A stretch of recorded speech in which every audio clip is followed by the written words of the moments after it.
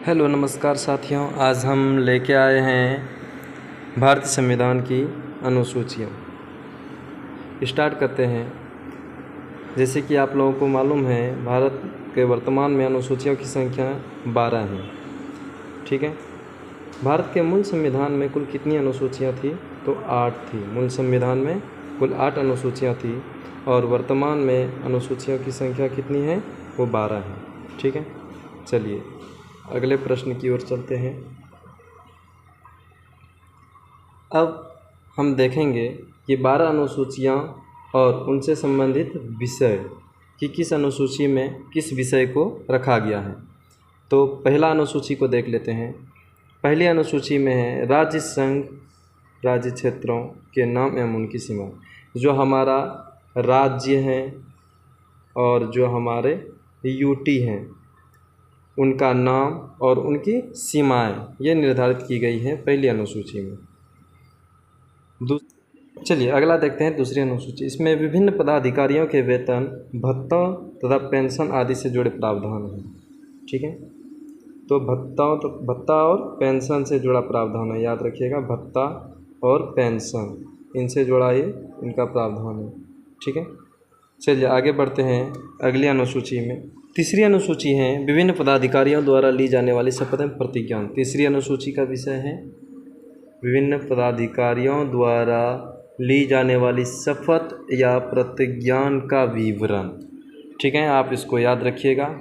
चौथी अनुसूची है राज्य और संघ राज्य क्षेत्र के लिए राज्यसभा में सीटों का आवंटन। ये बहुत महत्वपूर्ण है। राज्य, जो हमारे राज्य हैं, जो हमारे यूटी हैं, यहाँ पर राज्यसभा के सीटों का आवंटन है, सीटों का बंटवारे के बारे में उल्लेख किया गया है। ठीक है। अगला है पांचवी अनुसूची, अनुसूचित क्षेत्रों एवं जनजातीय के प्रशासन तथा नियंत्रण से जुड़े प्रावधान। जो हमारे अनुसूचित क्षेत्र हैं, जनजातियों हैं, यहाँ पर प्रशासन तथा नियंत्रण से जुड़े प्रावधान के विषय में इसमें बताया गया है। अगला है छठी अनुसूची। इसमें 4 राज्यों का उल्लेख किया गया है। 4 राज्य कौन कौन से वो 4 राज्य हैं ये याद रखिएगा आप लोग। असम है, असम, मेघालय, त्रिपुरा और मिजोरम, ये याद रखिएगा। असम, मेघालय, त्रिपुरा और मिजोरम राज्यों के जनजातीय क्षेत्रों के प्रशासन संबंधित उपबंध। ये एग्जाम में पूछा जाता है कि छठी अनुसूची में इनमें से किन राज्यों का उल्लेख किया गया है या नहीं किया गया है। तो आप ध्यान में रखिएगा। असम, मेघालय,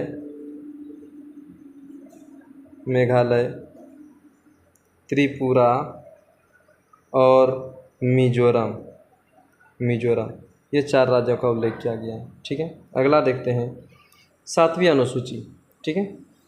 तो 7वीं अनुसूची में कहा गया है संघ सूची, राज्य सूची तथा समवर्ती सूची में शामिल विषय कि कौन सा विषय संघ सूची में होगा, कौन सा विषय राज्य सूची में होगा, कौन सा विषय समवर्ती सूची, यानी कि इन दोनों में ही होगा। ठीक है।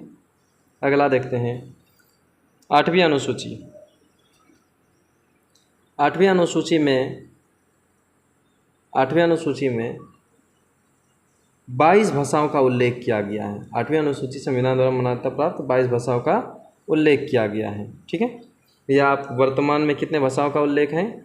22 भाषाओं का। 22 भाषाओं का उल्लेख किस अनुसूची में है? तो याद रखिएगा 8वीं अनुसूची में। और यदि आपसे पूछे मूल संविधान में कितने भाषाओं का उल्लेख था, तो 14 भाषाओं का उल्लेख था मूल संविधान में। ठीक है। आगे बढ़ते हैं 9वीं अनुसूची। इसमें भूमि सुधार व जमींदारी उन्मूलन संबंधित अधिनियम है। ठीक है। इसमें बहुत इम्पोर्टेंट है भूमि सुधार और जमींदारी उन्मूलन संबंधित अधिनियम। इससे पहला संविधान संशोधन जो हुआ था 1951, उसके द्वारा इसको जोड़ा गया है। ठीक है। तो मूल संविधान में तो 8 अनुसूची थे, लेकिन इसे बाद में फिर से जोड़ा गया है।